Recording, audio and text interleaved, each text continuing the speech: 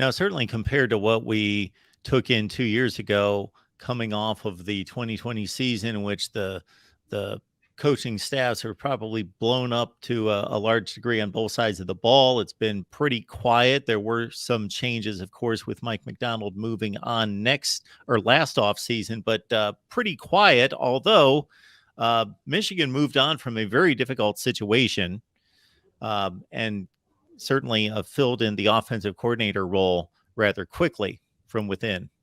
Yeah, the Matt Weiss situation was a weird one, to be honest. It was something with computer access issues. They've left it very vague and not given out many details at all. But I think that Sherron Moore was the co-offensive coordinator this past year, managed the run game and the offensive line. Now he steps into a full offensive coordinator position, and he deserves it. There have been a lot of talks about Sherron Moore being a college head coach here in the very near future, and I think this is the next step for him. So I think that Sherron Moore is a great fit. The guys love him. I'll say that. He's obviously have been very successful with back-to-back Joe Moore awards for his offensive line as well. And so him taking over play calling with adding Kirk Campbell as a passing game coordinator as well, I think will bode well for Michigan's offense.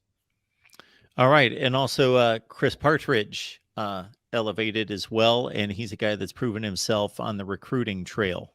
Yeah, so Chris Partridge went down to Ole Miss for a while, had some struggles as an actual D coordinator, but he comes back as a position coach for the linebackers for Michigan.